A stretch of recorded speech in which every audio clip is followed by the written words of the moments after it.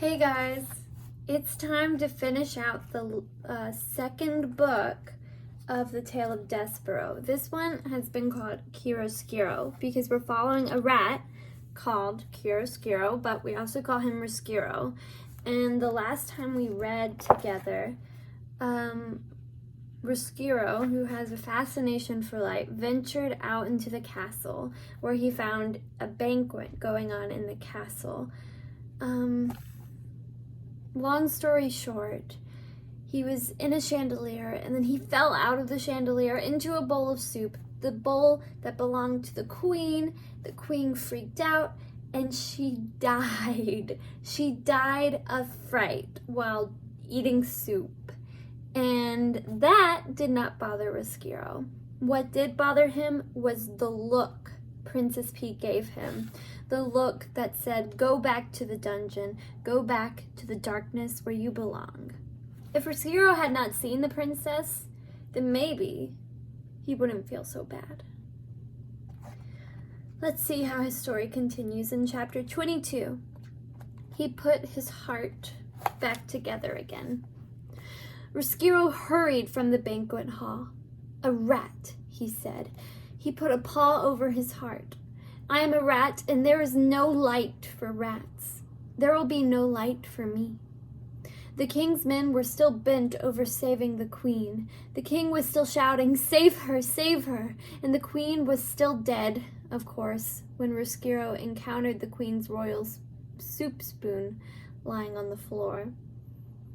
I will have something beautiful, he said aloud. I will have a crown of my own. He picked up the queen's spoon. He put it on his head. And here's a picture of Roscuro with the queen's soup spoon on his head. Yes, said Roscuro, I will have something beautiful and I will have revenge. Both things, somehow. There are those hearts, reader, that never mend again once they are broken. Or, if they do mend, they heal themselves in a crooked and lopsided way, as if sewn together by a careless craftsman. Such was the fate of Chiaroscuro. His heart was broken. Picking up the spoon and placing it on his head, speaking of revenge, these things helped him to put his heart together again. But it was, alas, put together wrong. Where is the rat? Shouted the king. Find that rat. If you want me, muttered Roscuro as he left the banquet hall, I will be in the dungeon, in the darkness. Chapter 23. Consequences. There were, of course, dire consequences of Roscuro's behavior. Every action, reader, no matter how small, has consequences. For instance, the young Roscuro gnawed on Gregory the jailer's rope, and because he gnawed on the rope, a match was lit in his face, and because the match was lit in his face, his soul was set afire. The rat's soul was set afire, and because of this, he journeyed upstairs, seeking the light. Upstairs in the banquet hall, the Princess P spotted him and called out the word rat. And because of this, Roscuro fell into the queen's soup. And because the rat fell into the queen's soup, the queen died.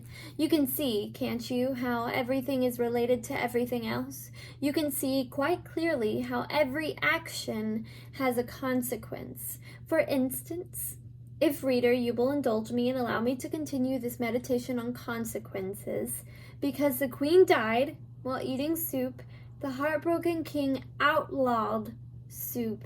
And because soup was outlawed, so were all the instruments involved in making and eating the soup. Soup bowls, spoons, and kettles. These things were collected from all the people of the kingdom of Dor, and they were piled in a dungeon.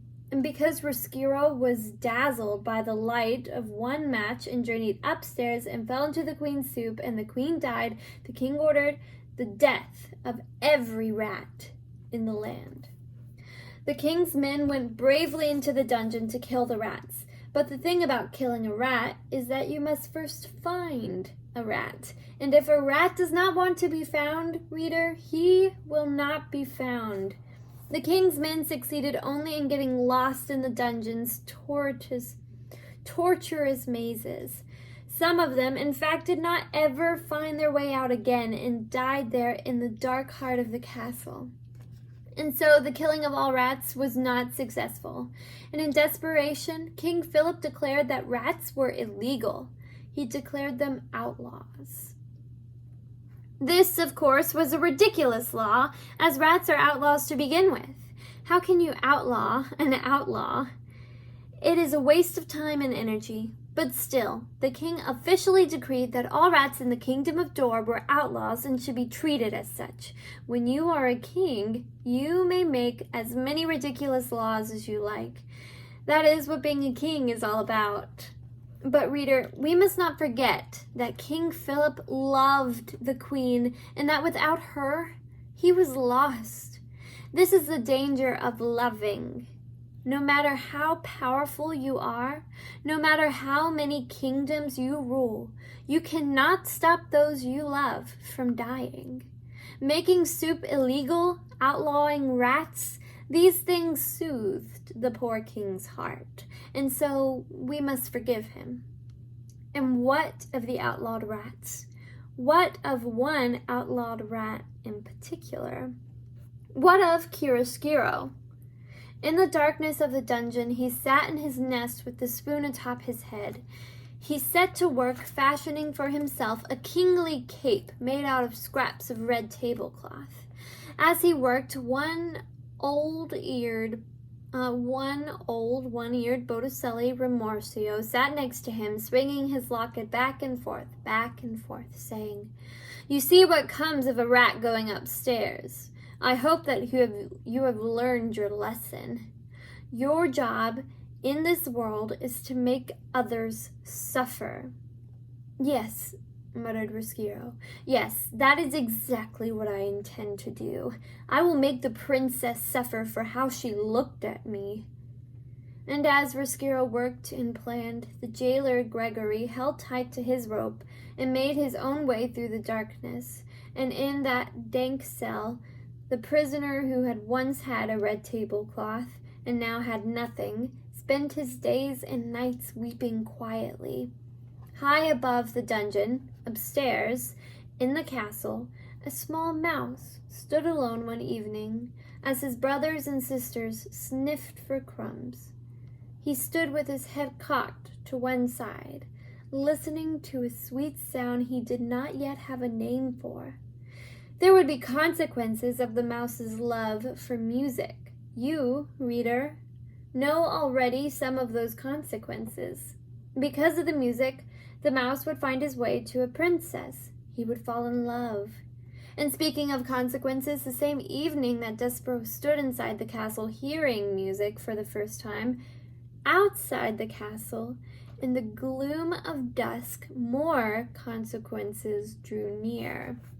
A wagon driven by a king's soldier and piled high with spoons and bowls and kettles was making its way to the castle.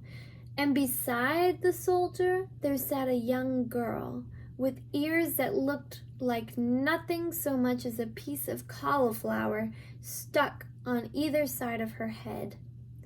The girl's name, reader, was Miggery-So. And though she did not know yet, she would be instrumental in helping the rat work his revenge. And that concludes the second book. Tomorrow we're going to start the third book, Gore, the Tale of Miggery-So. Join me then. And don't forget to take notes. Bye.